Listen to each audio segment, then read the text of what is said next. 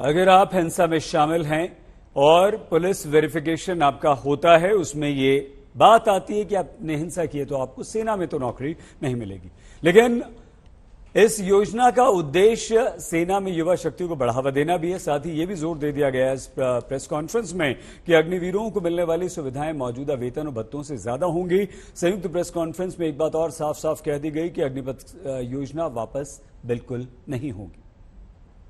कितने आएंगे, कब आएंगे, कितनी उम्र होगी, ये सब डिटेल्स करने में समय चाहिए। ये इसके लिए ओवरनाइट सोल्यूशन नहीं है। Coming to roll back of the scheme, no. And why should it be rolled back? It is the only progressive step to make the country young. Why is it being made young? You know, we are tinkering with देश की रक्षा. There is no space. एक ही सिर्फ है देश की रक्षा करने के लिए, और देश की रक्षा करने के लिए मैं आपको एग्जांपल देता हूं। पता कितनी कैजुअलिटीज आती हैं just for health purposes from high altitude areas? आप पढ़िएगा, ओके, तो तब आपको पता चलेगा यंग क्यों जरूरी है, ओके, एंड क्या जरूरत है उसकी। तो ये रोल बैक करने की तो मेरे तरफ से तो आपको कोशिश करनी चाहिए कि बिल्कुल रोल बैक नहीं हो। जैसा कि एयरफोर्स ने बताया कि हम लोग ने भी अपनी रिक्रूटमेंट प्रक्रिया शुरू कर दी है और अगले 2-3 दिनों में 25 जून तक जो हमारा एडवर्टीजमेंट है वो मिनिस्ट्री ऑफ इंफॉर्मेशन ब्रॉडकास्टिंग में पहुंच जाएगा। एयरफोर्स की तरह हमारा रिक्रूटमेंट भी ऑनलाइन होता है और वो भी 1 महीने के अंदर जो हमारे स्टेप्स हैं रिक्रूटमेंट के वो सब शुरू हो जाएंगे। और मुझे हमारी जो टाइमलाइंस हैं उसके हिसाब से 21 नवंबर जो हमने डेट चुनी है, 21 नवंबर को हमारा फर्स्ट अग्निवीर हमारी जो बेसिक ट्रेनिंग इंस्टीट्यूशन है INS चिल्का उड़ीसा में, वहां पर रिपोर्ट करना शुरू कर देगा। और जैसा कि आपको पता है, हमारे नौसेना अध्यक्ष ने पहले भी बताया था कि हम लोग अग्निवीर जो हमारे आएंगे नेवी में वो जेंडर न्यूट्रल रहेंगे। तो विमेन अग्निवीर भी हम लोग ले रहे हैं और उसके लिए अपनी जो हमारी ट्रेनिंग करिकुलम है, जो इंफ्रास्ट्रक्चर जो भी मॉडिफिकेशन करना है, वो काम ऑलरेडी शुरू हो चुका है। तो मैं 21 नवंबर का वेट करता हूं कि इंडियन एयरफोर्स भारतीय वायुसेना में अग्निवीर बैच 1 of 22 के रजिस्ट्रेशन की प्रक्रिया 24 जून से शुरू हो जाएगी। ये एक ऑनलाइन सिस्टम है जो हमारा well established star examination system है, उसी के तहत ये नोटिफिकेशन और रजिस्ट्रेशन चालू होगी। इसके ठीक 1 महीने बाद 24 जुलाई से जो फेज 1 ऑनलाइन एग्जामिनेशन है उसकी प्रक्रिया शुरू हो जाएगी और दिसंबर के अंत तक हम पहले बैच अग्निवीर को एनरोल कर लेंगे और 30 दिसंबर से पहले बैच की ट्रेनिंग शुरू हो जाएगी। सेना ने एक बात बिल्कुल साफ कर दी है कि ये योजना वापस नहीं होगी। नवंबर में हम पहला अग्निवीर शामिल कर लेंगे सेना में, दिसंबर से वो काम करना शुरू कर देगा इसी साल से। लेकिन क्या ऐसा हो पाएगा? क्या विपक्ष इस बात को मानेगा? क्या युवा जो सड़कों पर हैं वो मान रहे हैं? हमारे साथ इस समय शहजाद पूनावाला जी, अभय Dubey ji, lieutenant general Shankar Prasad, major general राजन कोचर, मेजर जनरल के सिन्हा, वाइस एडमिरल सुनील आनंद जी, आप सभी को नमस्कार, सभी का बहुत बहुत स्वागत। शहजाद जी, हम आपसे शुरुआत इसलिए कर रहे हैं क्योंकि युवा सड़कों पर है, जबरदस्त गुस्से में है, आगजनी हो रही है और ये आरोप भी लग रहे हैं कि कोचिंग इंस्टीट्यूट्स उन्हें भड़का रहे हैं। ये आरोप भी लग रहे हैं कि विपक्ष उन्हें भड़का रहा है, कांग्रेस सत्याग्रह कर रही है। बिहार में आपके अपने सहयोगी जेडीयू कह रहे हैं कि विचार कीजिए, वापस लीजिए। कैसे ये संभव हो पाएगा? क्या ये हठधर्मी नहीं है? देखिए, नकारात्मकता के जो नवाब है और झांसों के जो जनाब है, उनको आज सेना के अधिकारियों ने जवाब दे दिया है। परंतु मैं पूछना चाहता हूं कि ये अग्निपथ केवल एक बहाना है और सत्ता में आना है, सरकार को टॉपल कराना है जैसे प्रियंका वाड्रा कह रही है, और इसीलिए हिंसा भड़काना है। आज मैं प्रमाण भी लेकर आया हूं, इरफान अंसारी का वो बयान है, मैं वेस्ट नहीं करना चाहता समय। वो कहते हैं खून से लथपथ होगा, भूपेश बाघेल कहते हैं नक्सली बन जाएंगे, दिग्विजय सिंह कहते हैं शूट टू किल हो जाएगा। इनके एनएसयूआई के डिस्ट्रिक्ट प्रेसिडेंट सहारनपुर में पकड़े गए हैं, किस प्रकार से वो हिंसा भड़का रहे थे। समाजवादी पार्टी के लोग भी पकड़े गए हैं। ये एआईसीसी मानसिकता है, एनआरकी इनको चाहिए कमेटी। ये आरजेडी मानसिकता है, रेल जलाओ दंगा करो मानसिकता। ये एसपी मानसिकता है, संपत्ति फूको मानसिकता। आज मेरे कुछ सवाल है।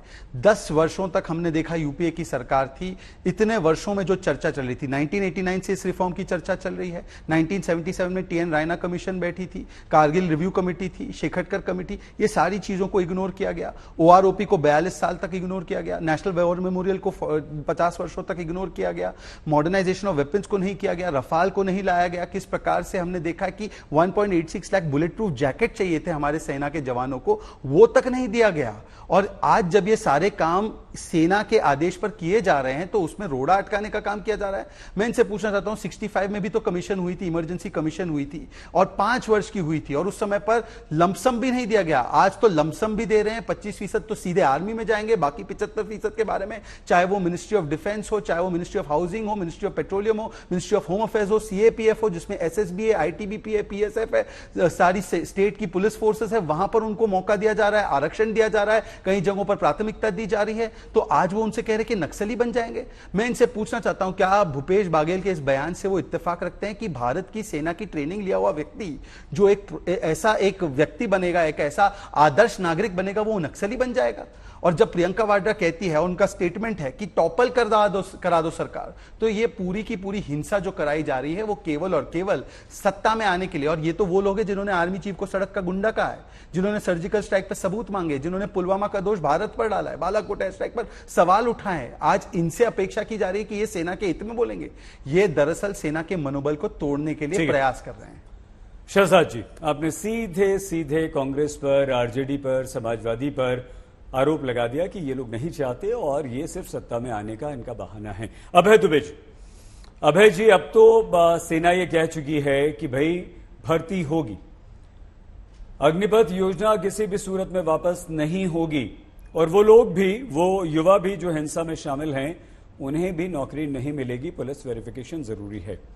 ऐसे में अब आपका विरोध तो जारी रहेगा, ये तो हम जानते हैं एक राजनीतिक दल होने के नाते, लेकिन उसमें क्या बदलाव होगा, क्या रणनीति होगी? युवाओं को समझाएंगे हिंसा ना करें क्योंकि उनका भविष्य खराब होने की संभावना है। अभय जी।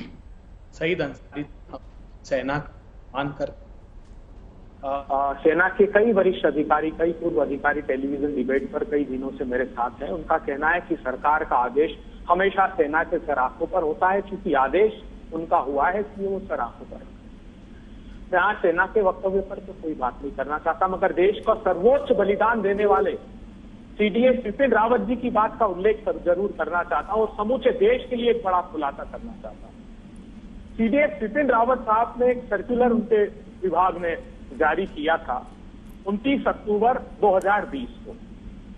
2 सर्कुलर उन्होंने जारी किए और एएनआई को बाकायदा उन्होंने इंटरव्यू दिया।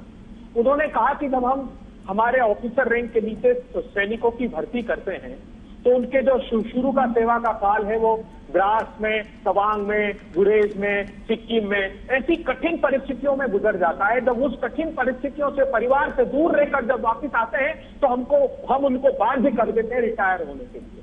तो मैं चाहता हूं कि रिटायरमेंट की आयु सीमा उनकी बढ़ा दी जाए और वो 17-18 साल में जब 37-38 वर्ष के होते तब रिटायर नहीं हो, क्योंकि उन्होंने व्यक्त की कि वो अपनी पत्नी के साथ नई नौकरी ढूंढते हैं और उनके हाथ में सिर्फ 18,000 की पेंशन होती है। कैसे परिवार और बच्चों को पालेंगे? तो वो वेदना व्यक्त करते हैं कि मैं चाहता हूं कि वो 57-58 साल में रिटायर हो ताकि सरकार की पेंशन का बिल भी इनहेंस किया जा सके। उसके बाद एक सर्कुलर जारी करते हैं कर्नल के लिए 57 साल से 54 साल से 57 साल आयु करने की, ब्रिगेडियर से 56 से 58 करने की, मेजर जनरल की 58 से 59 करने की। इसका विरोध क्यों होता है? जानते हैं इसका विरोध सिर्फ इसलिए होता है कि वो कहते हैं कि जो प्रीमेच्योर रिटायरमेंट लेगा उसकी जो 20 से 25 साल में रिटायरमेंट लेगा उसकी पेंशन में 50% कर दूंगा, जो 25 से 30 साल में लेगा उसकी 60% कर दूंगा, जो 30 से 35 साल में रिटायरमेंट लेगा उसकी 75% कर दूंगा, जो 35 से ऊपर होगा उसकी पूरी पेंशन दी जाएगी। सब अधिकारियों का इस पर विरोध हुआ।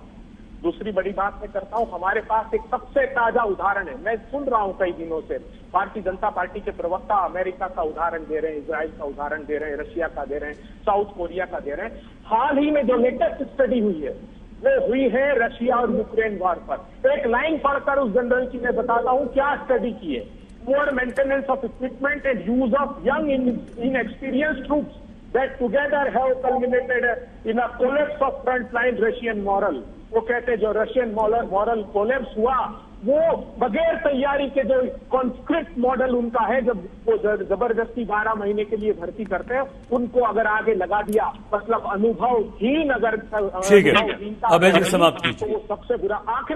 आखिरी बात मुझे सिर्फ 10 सेकंड का मौका। मैं देश के प्रधानमंत्री जी से हाथ जोड़कर गुहार लगाता हूं, प्रधानमंत्री जी अमूल्य निधि इस भारत का सैनिक अपने खाते में कितनी है वो नहीं देखता, मैं सेना के अधिकारियों को देखता हूं कि उसके सीने पर गर्व से वो बैच लगाकर रखता है, टोपी लगाकर रखता है, और बेरा पत्नी और उसकी मां वो छलनी हुई उनकी उसकी कपड़े हमेशा जीवन पर्यंत सहेज कर रखती है। और मैंने देखा है अपने दोस्तों के लिए वो हर माह निकाल कर आंसू भर भर कर रोते हैं और वो कहते हैं कि हमारा बच्चा हमारे साथ इन वस्त्रों के साथ है। प्रधानमंत्री जी उन वस्त्रों का मान रख लीजिए, हम सब लोग उन सैनिकों की पेंशन वहन करने के लिए तैयार हैं। आप पूरी नौकरी दीजिए। आयु सीमा का प्रश्न है, आखिरी बात जो आप आयु सीमा का प्रश्न है, तो 17 से 21 साल के 50,000 सैनिक हर साल भर्ती होते हैं। 60 साल तक भी उनकी एवरेज एज 25 साल होती है। प्रधानमंत्री जी 3.5-4 लाख। अभय जी प्लीज समाप्त कीजिए, अगली बार आपका नंबर आएगा तब बोलिएगा। इरफान जनरल प्रसाद, शहजाद जी एक एक गेस्ट हैं, सारे एक एक रिएक्शन ले लें, उसके बाद आते हैं, आप प्लीज जवाब दीजिएगा उसके बाद। जनरल प्रसाद अब ये तो तय हो गया सर कि ये योजना आएगी और भर्तियां भी शुरू होंगी, नवंबर में बैच भी आ जाएगा।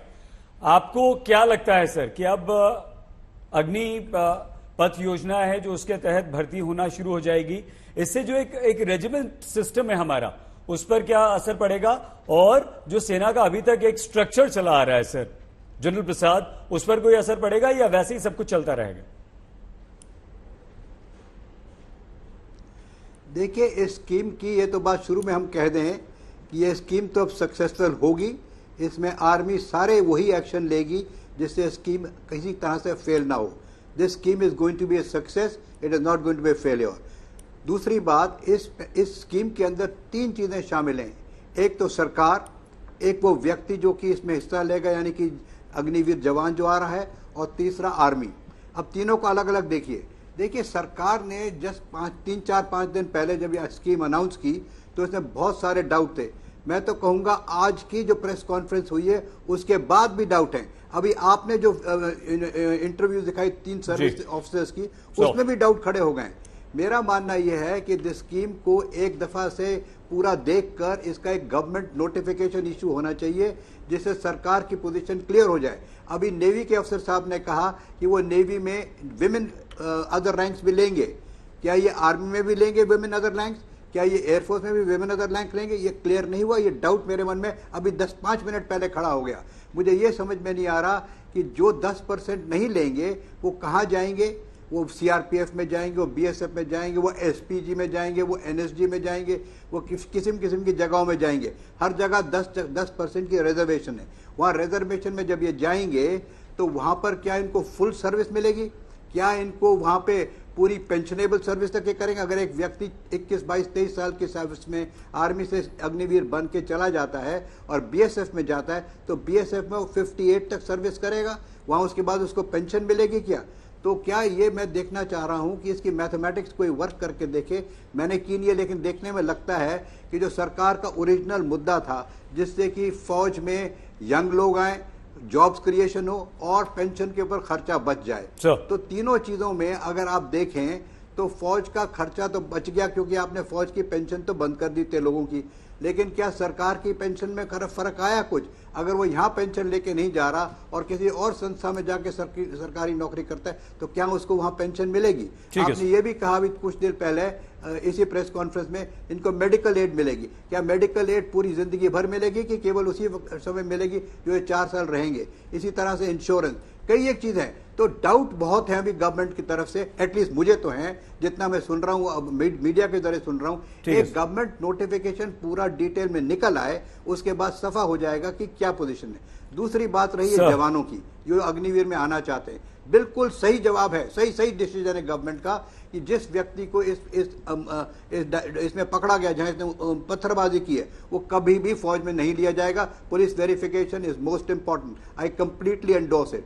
तीसरी बात, जहां तक कि आर्मी का सवाल है, देखिए आर्मी ने किसी भी जगह सरकार को लेट डाउन नहीं किया है। सरकार का डिसीजन है, सरकार का डिसीजन अपनी जगह सही है, इसको आर्मी पूरा मुकम्मल करेगी।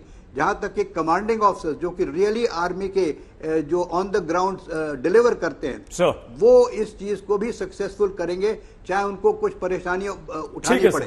अब उनकी स्ट्रेंथ में अगर कुछ व्यक्ति ऐसे हैं जो फुल्ली ट्रेंड नहीं हो तो वो भी, इसका मैं आपको बता दूं कि कमांडिंग ऑफिसर्स भी 80% जो उनकी कैपेबिलिटी रह जाएगी या हो जाती है, उससे भी वो इसको सक्सेस करेंगे।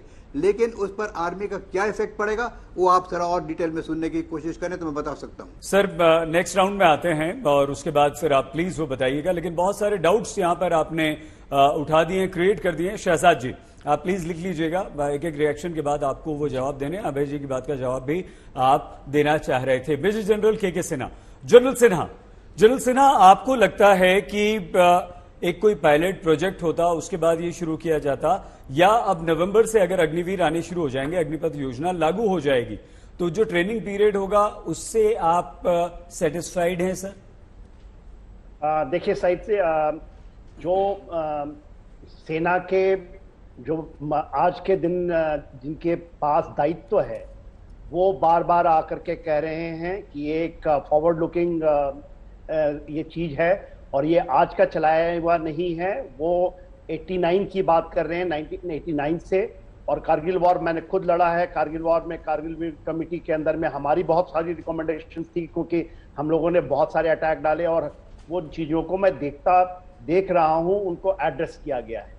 तो मैं अपने आज के सेना के जो अधिकारी हैं उसके ऊपर पूरा हमारे को भरोसा है। और हम यदि इस चैनल में बैठ करके कुछ बोलते हैं, इसलिए बोल पा रहे हैं क्योंकि वो सेना के लोगों के ऊपर यदि हमें भरोसा उठ गया, कोई सवाल उठ गई, तो फिर चीजें होंगी। हाँ, इसके अंदर बहुत चैलेंजेस हैं और बहुत सारी चीजें आज के प्रेस कॉन्फ्रेंस में ये बताया गया है और बहुत तेजी से बहुत चीजें खुलकर सामने आ रही।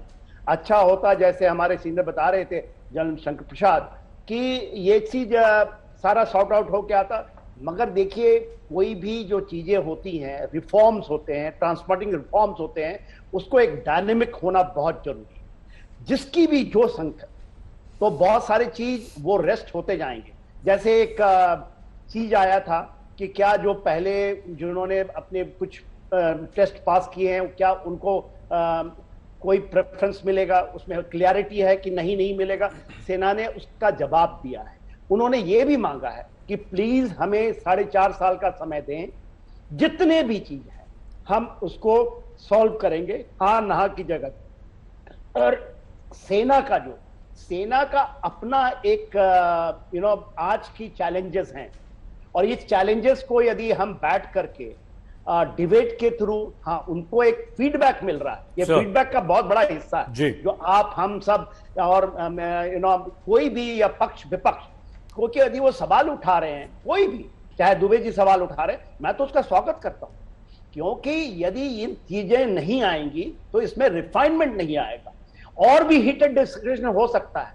मगर आग लगाना, आगजनी करना, उसको भड़काना, ये चीज सेना ने बता दिया, ये तो आ ही नहीं सकते, दूर दूर तक नहीं आ सकते, इसका कोई बचाव नहीं है, सेना में नहीं आ सकते। देखिए अग्निपथ जो चीज है, हाँ एक चीज मैं बताता हूं, आज के दिन उन्होंने ये बताया कि ये तो चल पड़ा, ये तो देखिए 2 दिन के बाद चल पड़ेगा और इसका रोल बैक नहीं होगा, सेना का यह कहना है। मगर सेना ये कहती है इसमें आप भी योगदान दें, क्योंकि ये रिक्वायरमेंट ऑफ टुडे। और मैं भी मानता हूं हम कुछ भी कर लें, हमारी होगी रेजिमेंटेशन, बहुत सारी चीजें हैं, हम तो बात भी कर रहे हैं, उनको बता रहे हैं और इनका फीडबैक का पहली बार देखा, 40 साल तक लड़ते रहे लैटरल। मानिक शॉ ने शुरू किया था 71 की लड़ाई के बाद कि आप लैटरल मूवमेंट कीजिए और उसके बाद जो हमारे ट्रेंड हैं और उनके जो और भी प्रॉब्लम्स हैं उसको सॉल्व करें। नहीं हुआ, सरकारें आई, सरकारें गईं, और ये नहीं कि ये सरकार ने किया है, ये पहले तो नहीं आया था मगर अब धीरे धीरे आ रहा है, पहली बार हुआ ये। इससे बड़ी चीज मैं अपनी जिंदगी के अंदर में, क्योंकि मैंने भी लड़ाई लड़ी है कि भैया आप एक ले लो, एक आदमी को कहो कि लैटरल लॉ, इस बार तो कह रहे हैं कि हम 10% करें, तो मैं कि बहुत बड़ा अपॉर्चुनिटी मिला है सेना को, देश को, भविष्य, और सेना के अंदर में कह रहे हैं 10 साल के अंदर में 70-30 का होगा, तो और जो रेजिमेंटेशन भी रहेगी, नहीं होगा तो हम लोग तो आवाज उठा ही रहे हैं। बिल्कुल जो स्ट्रेंथ है वो होनी चाहिए। Right sir.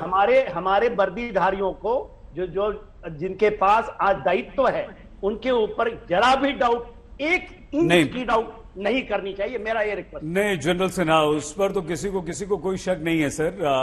शक इस योजना पर है और इस योजना की जो नियम है उस पर है, जिसकी क्लैरिटी सेना ने आज दी, और शहजाद जी यहां पर हैं जो लगातार उस भ्रम को दूर भी कर रहे हैं। जनरल कोचर, आपको लगता है कि अब कोई रास्ता नहीं है और ये सारे प्रदर्शन समाप्त करके तैयारी युवाओं को करनी चाहिए, क्योंकि सरकार का फैसला तो हो चुका है? देखिए, ऑलरेडी हमको फौज में सिखाया गया है कि एक बार हम अपनी राय रखें और उसके बाद जो भी डिसीजन आती है हमको उसको इम्प्लीमेंट करनी।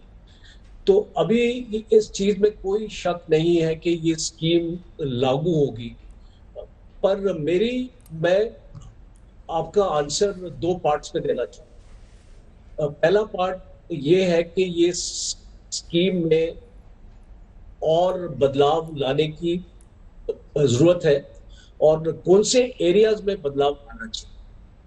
जो इस स्कीम में कमियां हैं, सबसे पहले जो कमी ये है कि आप एक जवान को 4 साल के लिए आर्मी में भर्ती करेंगे और फिर आप उसको डिस्चार्ज करेंगे और 25% इसमें से आप उसको दोबारा लेंगे। जब आप इसको दोबारा लेंगे तो आप इसको ये 4 साल की सीनियरिटी नहीं दे रहे।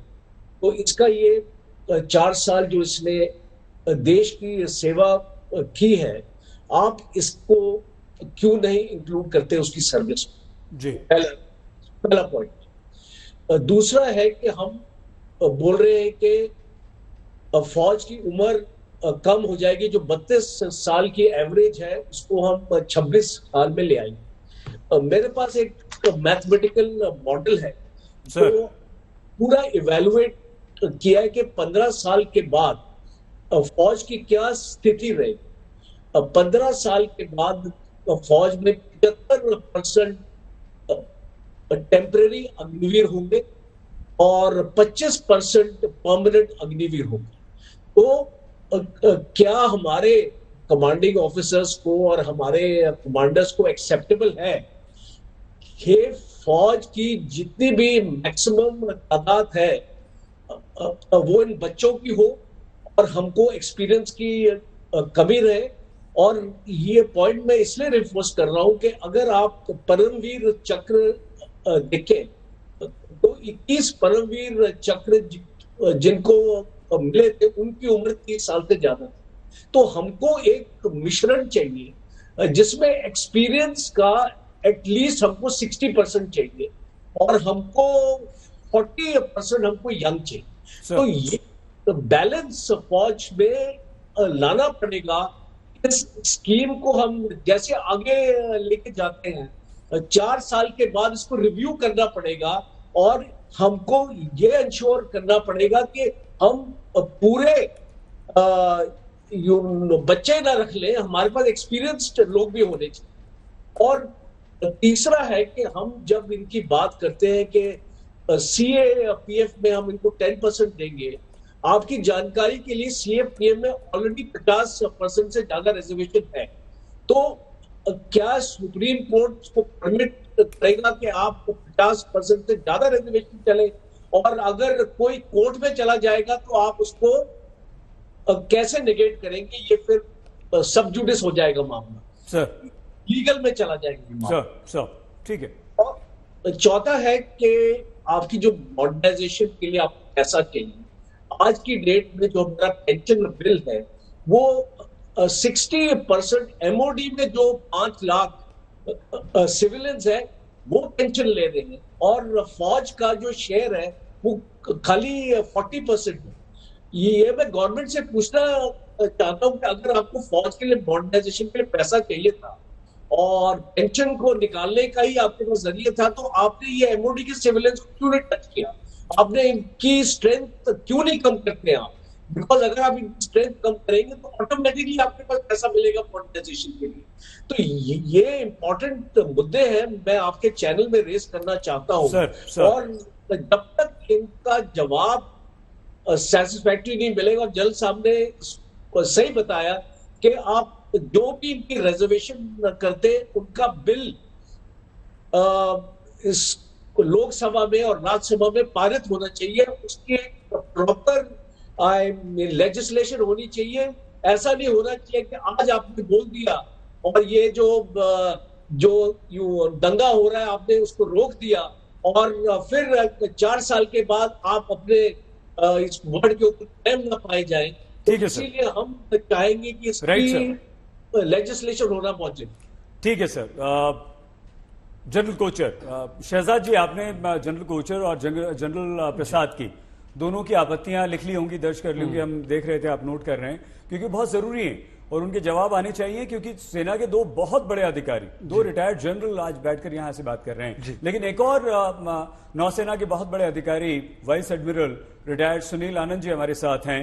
एडमिरल आनंद सर, आपको लगता है कि अब यह विवाद खत्म होकर हमें 2 साल बाद जो युवाओं को मौका मिल रहा है उसको भर्ती को शुरू करना चाहिए, या अभी भी ये जल्दबाजी हो गई है, थोड़ा सा हमें संयम से काम लेना चाहिए, सोच समझ लें, उसके बाद इस अग्निपथ योजना को लागू करें?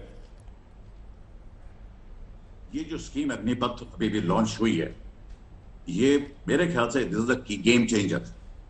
ये एक ऐसा रिफॉर्म है जिसको लाना बड़ा जरूरी था, क्योंकि मेन मुद्दा, मेन एम इसका यही था कि हमारी फौज को यंग और लीन बनाया जाए, ताकि उसका जो मकसद है to hit and hit hard and to win a war, वो हमारा हमेशा मकसद है और उसके तरफ उसमें कोई कमी हो नहीं सकती।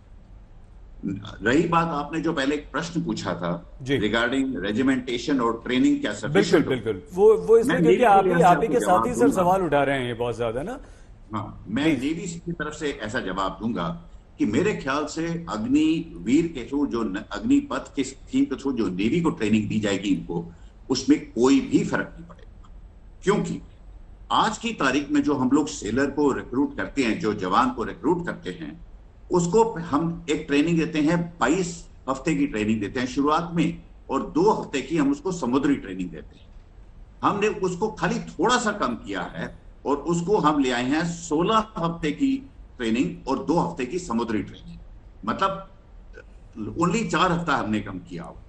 उसके बाद जब आज की तारीख में जो सेलर जो समुद्र में जो specialised training, electrical, engineering, logistics की ट्रेनिंग के लिए जाता है, उन स्कूल्स में उनको 4 महीने के लिए भेजा जाता है।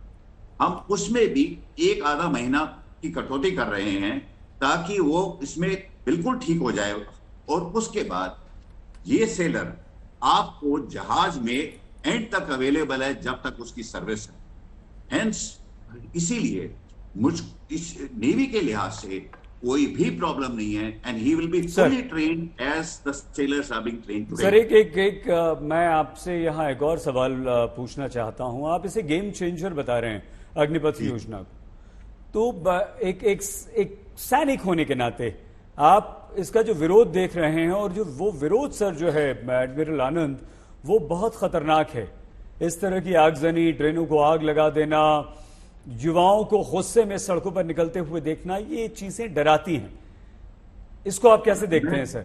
नहीं, बिल्कुल सैयद जी, आपका कहना बिल्कुल ठीक है, और मैं आपकी बात से सहमत भी हूं कुछ हद तक कि ये जो पहली बात तो ये क्यों हो रहा है, मेरे ख्याल से जैसे जनरल शंकर साहब ने कहा था, मैं उनसे एग्री करता हूं कि ये जो इंफॉर्मेशन सिस्टम है, जैसे हमने रिलीज किया है 14 तारीख को हमने रिलीज किया कि भाई ये लॉन्च हो गई है, उसके बाद हमने बोला 2 साल एक्सटेंड करेंगे, उसके बाद धीरे धीरे मे बी गवर्नमेंट ने पहले से प्लान की हुई है और उसको धीरे धीरे रिलीज कर रही है। तो ये इंफॉर्मेशन अगर और भी, अभी तक तो ये केवल टीवी मीडिया पे ही आ रही है, इसका जब तक क्लियर नोटिफिकेशन मेरे ख्याल से आना चाहिए, जल्दी से जल्दी आना चाहिए। एक दूसरा पर मैं एक चीज से मैं सहमत नहीं हूं कि आप अगर सिस्टम से, अगर गवर्नमेंट ने अगर ये सिस्टम लॉन्च किया तो वो देश के हित में ही लॉन्च किया, इसमें कोई शक की बात। ठीक है सर। पर इस तरह का प्रोटेस्ट, इस तरह का वाइल्ड प्रोटेस्ट, इस तरह का मतलब it is a very very मतलब ये तो गलत है, शॉकिंग और दिस इज डिप्लोरेबल।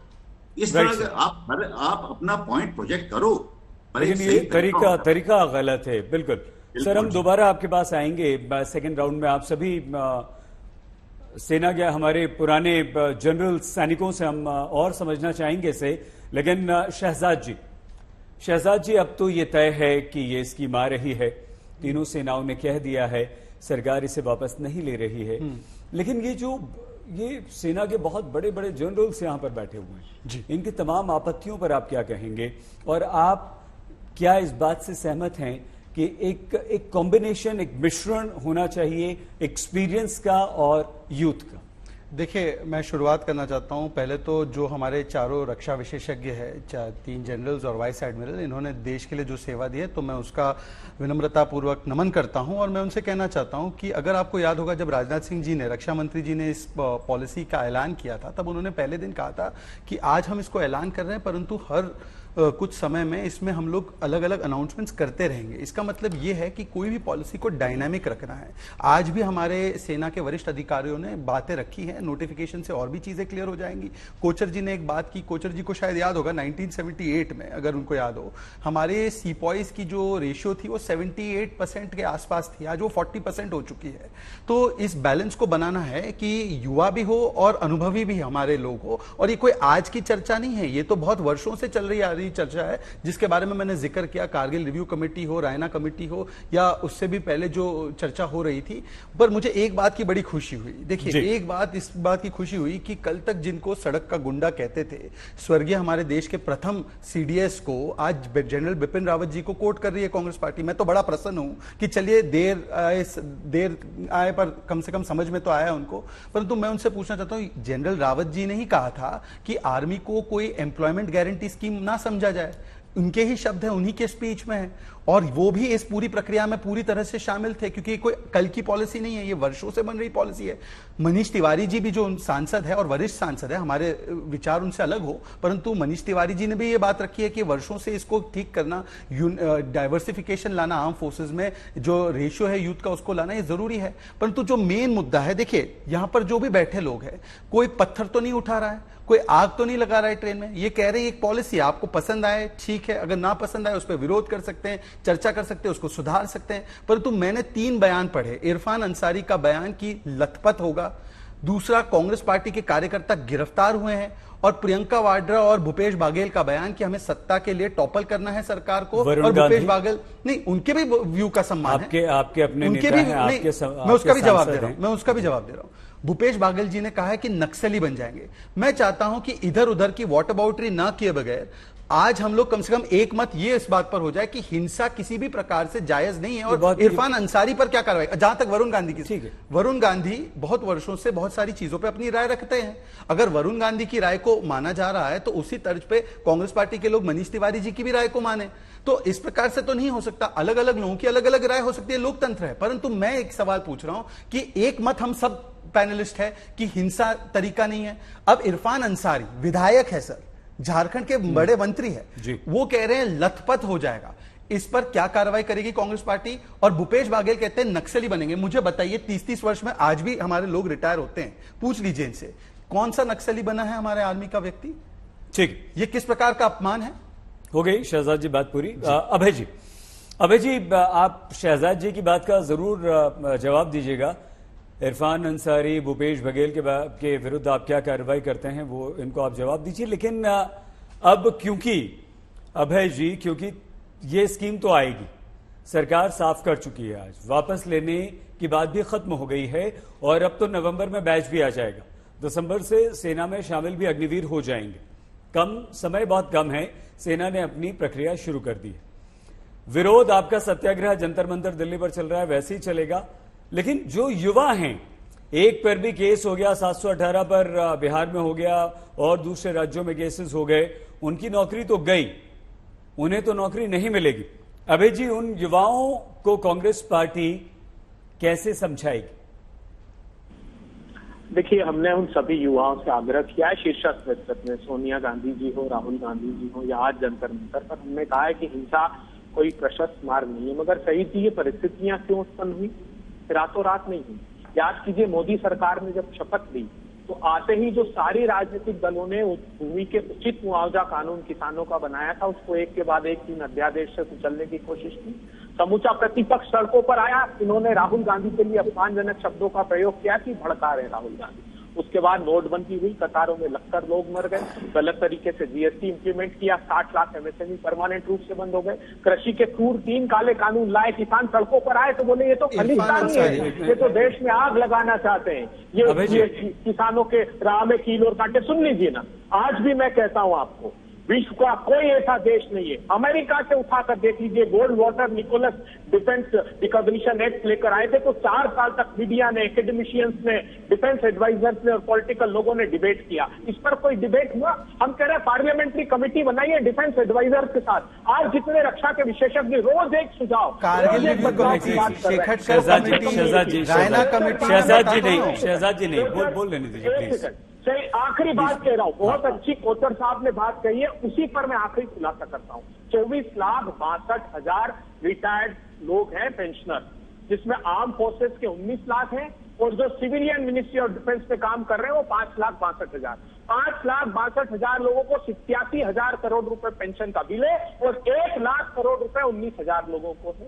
तो कुछ आप अगर पेंशन को लेकर ही चिंतित है, हम तो तैयार हैं।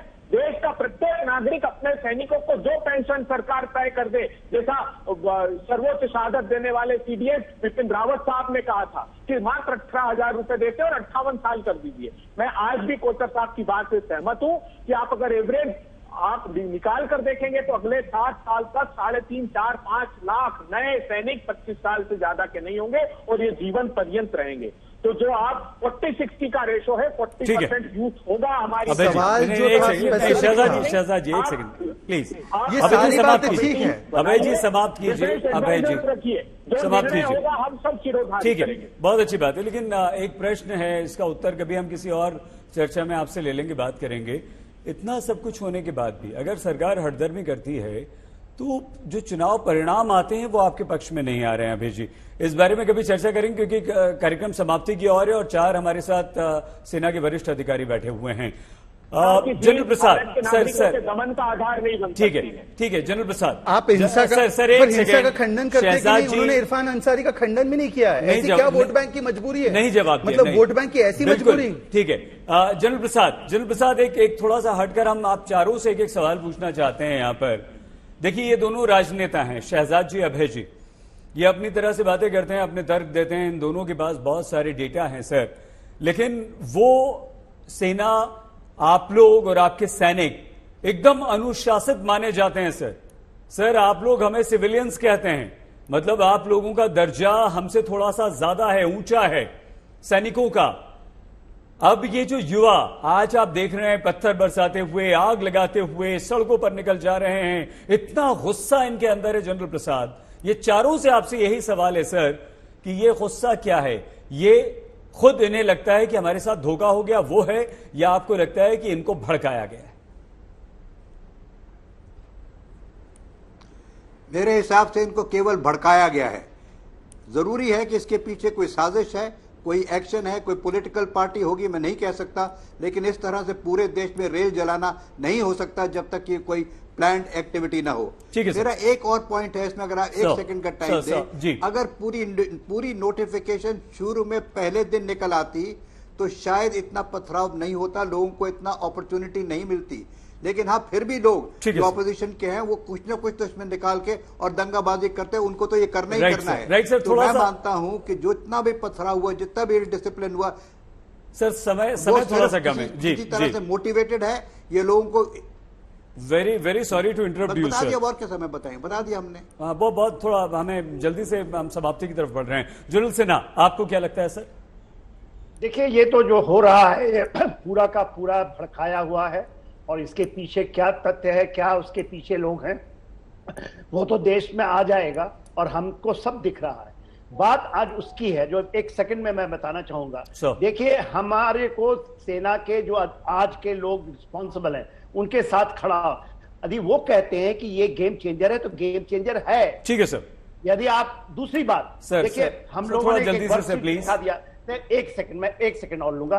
देखिए, ये बहुत फॉरवर्ड लुकिंग है, हमारी डिमांड के ऊपर में है, और इसमें खामियां हो सकती हैं, मगर वो खामियों को आप टीवी डिबेट पे बैठ के नहीं कर सकते। बेशक, और हमारी एप्रीहेंशंस हैं, तो वो पूरी पहली बार हो रहा है, ये डायनेमिक प्रोसेस है सर। पहले साल में केवल 3% general Sinha again sorry to interrupt you sir, समय बहुत कम है। General Kochar, final comments. मैं आपको बस इतना बताना चाहता हूँ, गुस्सा इसलिए है, आपने 2 साल से रिक्रूटमेंट रोक रखी थी, लड़कों ने अपना फिजिकल भी दिया हुआ है, मेडिकल भी दिया हुआ, वेट कर रहे कॉल लेने के लिए, और आपने 2 साल नहीं किया, और आप इलेक्शन कर रहे थे, करवाते रहे। बिल्कुल very valid sir, very valid point.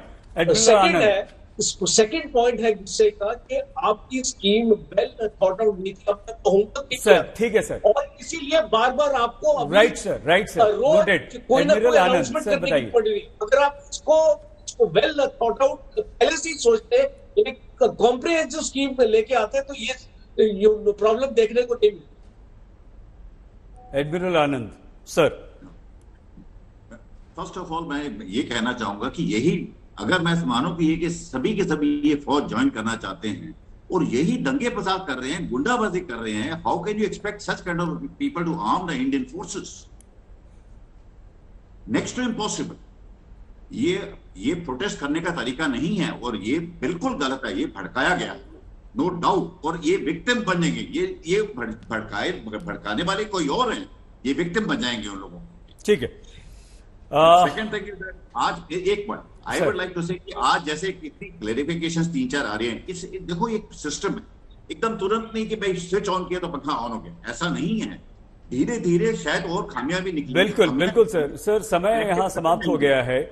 Shahzad Poonawalla जी, अभय Dubey ji, lieutenant general Shankar Prasad, major general राजन कोचर, मेजर जनरल के सिन्हा, वाइस एडमिरल सुनील लानन जी, आप सभी का बहुत धन्यवाद हमारे साथ इस चर्चा में शामिल होने के लिए। तीनों सेनाओं ने एक संयुक्त प्रेस कॉन्फ्रेंस में यह तय कर दिया है कि अब अग्निपथ योजना लागू होगी, वो वापस बिल्कुल नहीं ली जाएगी, और नवंबर में पहला बैच इसका आ भी जाएगा। भर्ती बहुत जल्द हम शुरू करने जा रहे हैं। इस पेशकश, इस चर्चा में फिलहाल इतना ही। आप प्लीज अपना बहुत ख्याल रखिएगा। देखते रहिए आज तक HD, सबसे तेज, सबसे ज्यादा।